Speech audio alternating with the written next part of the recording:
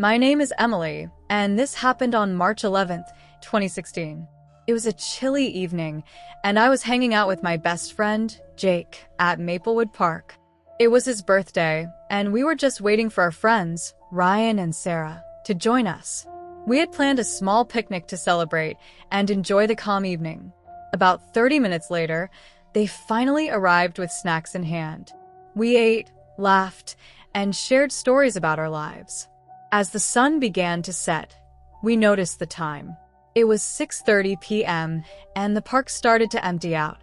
The air grew colder, and shadows crept across the ground. We packed up our things, ready to head home. Luckily, our houses were all near each other, so we decided to walk back together. The road home was dimly lit with only a few scattered houses. As we walked down the quiet street, I noticed something strange. At a distance, I saw a woman standing by the side of the road. She was wearing a white dress, her long black hair covering most of her face, and she seemed hunched over, like something was wrong. Even from a distance, I could see her skin was bruised, and there was something off about her posture. "Hey, guys, do you see that woman?" asked nervously. Jake squinted and said, "Maybe she needs help." Ryan quickly shook his head. "It's getting late. Let's just keep walking." Sarah, on the other hand, laughed nervously. "Yeah, I don't like this. We should go." But I felt a tug of guilt. What if she's really in trouble? "I think we should check on her," I insisted. As I turned around to look at the woman again, I noticed something horrifying. She wasn't just standing there. She was crouched down, her back turned to us, and it looked like she was eating something. Jake and I shared a nervous glance, but curiosity and concern got the better of us.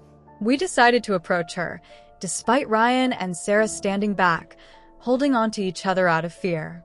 As we got closer, an overwhelming smell hit us, a smell of something rotting. My stomach churned, but I pushed forward.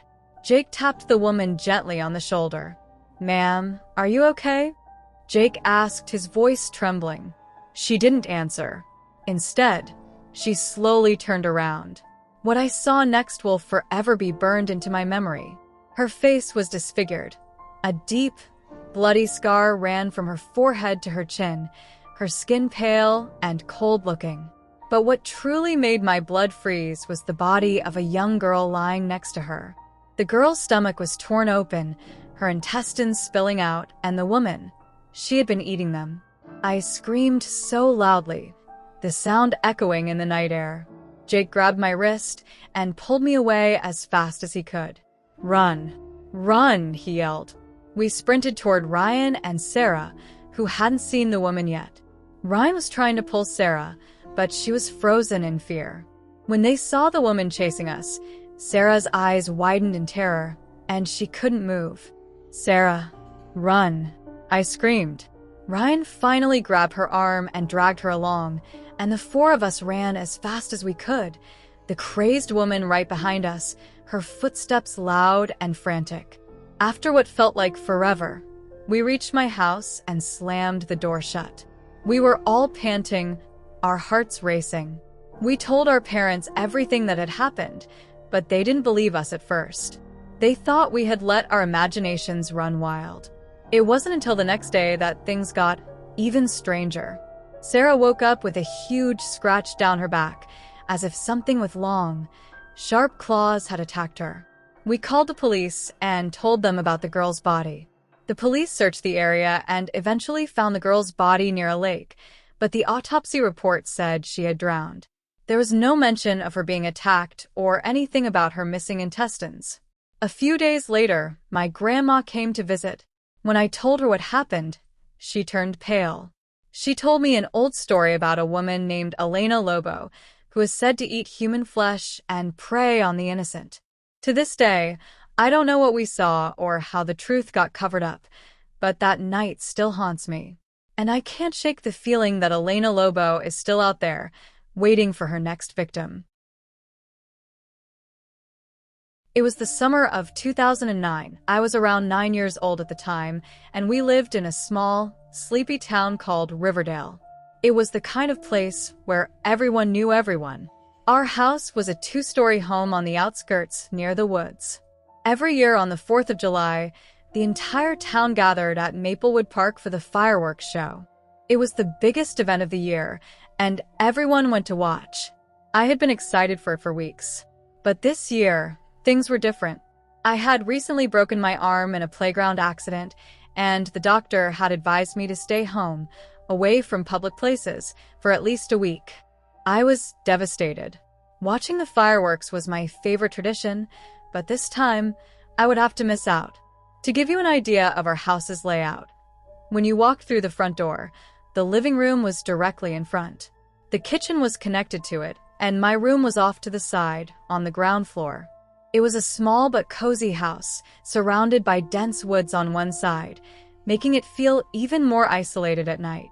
That evening, around 8 p.m., my family headed to Maplewood Park without me. My mom gave me a kiss on the forehead and reminded me to lock the front door. I promised her I would, but as I sat on the couch watching cartoons, I guess I got distracted and forgot.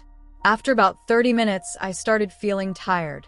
I turned off the TV and went in my room, took off my glasses, and lay down on the bed. The cool summer breeze filtered through the slightly open window, and the sounds of crickets outside were almost enough to lull me to sleep. I was drifting off when I heard something strange, the sound of the front door knob turning. At first, I thought my family had returned early, maybe to grab something they'd forgotten. But when I glanced at my blurry window from my bed, I realized there was only one figure standing at the door, not the whole family. My heart sank. Something didn't feel right. I quickly closed my bedroom door and stood there for a moment, unsure of what to do. Then I heard it, the front door opening and softly closing. My stomach dropped as I remembered. I had forgotten to lock the door. I wanted to scream at myself for being so careless, but it was too late. My mind raced as I heard slow footsteps moving through the living room. Then a voice, faint and unsettling, called out, "Hello? Is anyone home? I have some candy for you. Come out, and I'll give it to you." I froze in terror. That was definitely not my family. My heart was pounding so hard I could hear it in my ears. Without thinking, I dropped to the floor and crawled under my bed, trying my best to remain silent. But with my broken arm, every movement sent sharp pains shooting through my body. I stifled a cry, tears streaming down my face as I hid. I could hear the stranger moving toward the kitchen now, his footsteps slow and deliberate. I held my breath, praying he wouldn't come into my room. But then, I heard him stop right outside my door. I squeezed my eyes shut, hoping he would just leave. But instead, I heard the door creak open and his footsteps cross the threshold. I could see his legs through the gap under my bed. He stopped in front of it, standing there for what felt like an eternity. Then slowly he crouched down. I was face to face with him now, his chapped lips curved into a twisted smile, and his scruffy chin just inches away from me. I'll never forget his eyes, the way they gleamed with malice. Before I could react, he grabbed me by the arm and yanked me out from under the bed. The pain from my broken arm was unbearable, but fear consumed me more.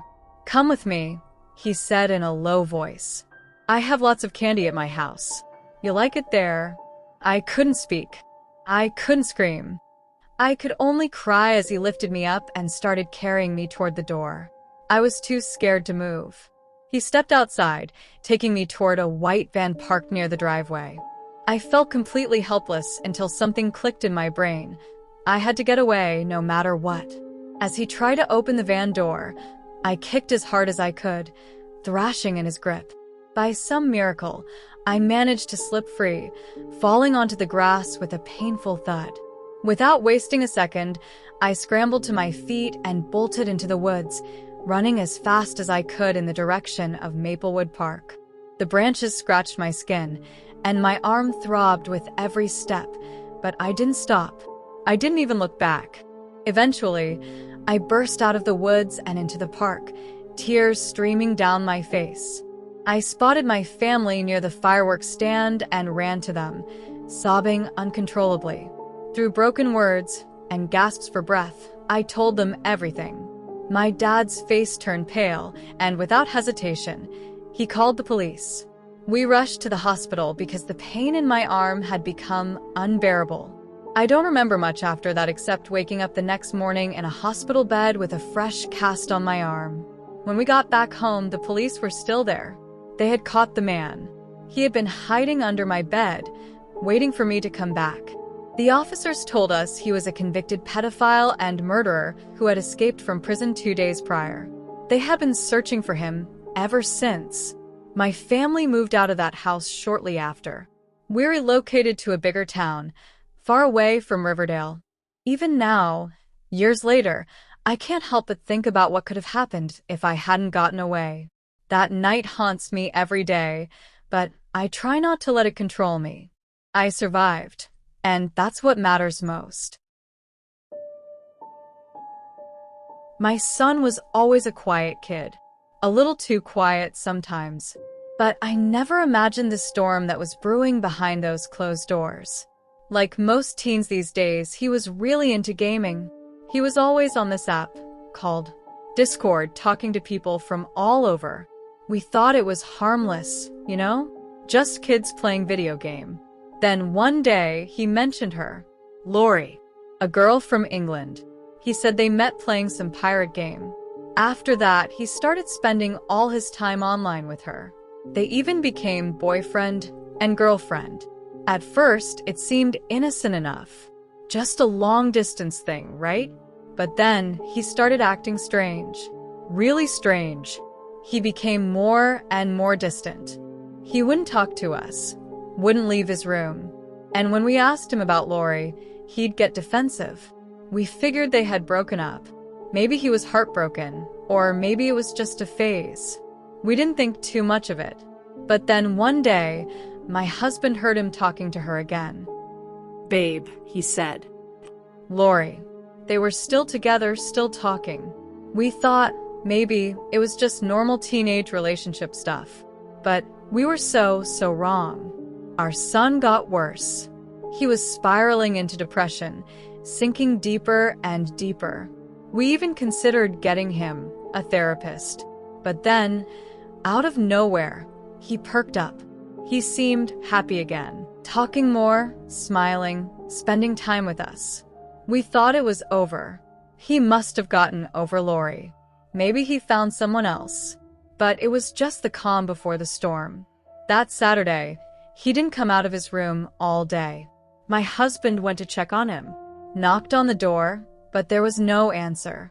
When my husband came back, he found something terrifying. All the medication we kept in our first aid kit, it was scattered across the floor. Almost all the pills were gone. I ran up to his room, and there he was, lying on his bed, barely breathing. There was vomit on his pillow, empty pill trays on the floor. We called 911, praying they'd get there in time. I kept shaking him, pleading with him to open his eyes.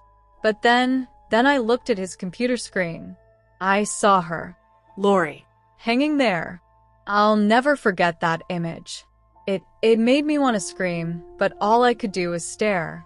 My husband turned off the screen as fast as he could, but the damage was done. I'll never forget the way he just froze, the shock on his face. They rushed our son to the hospital and pumped his stomach. We waited for hours, terrified of what we'd hear next. He survived. Barely. But when he woke up, he was broken. He just started crying, apologizing. And then he told us everything. He and Lori had made a pact. A suicide pact. That was why he was so happy for that brief moment. They thought they'd found an escape, a way out of their pain. We got him into therapy right away. He's doing better now, but we don't let him have a computer in his room anymore. We've learned our lesson. Since then, we've done our research. We've seen the dark corners of the internet, places I wish I'd never seen. There are horrors out there, horrors I can't unsee. I wish I could forget it all, but now it's with me forever.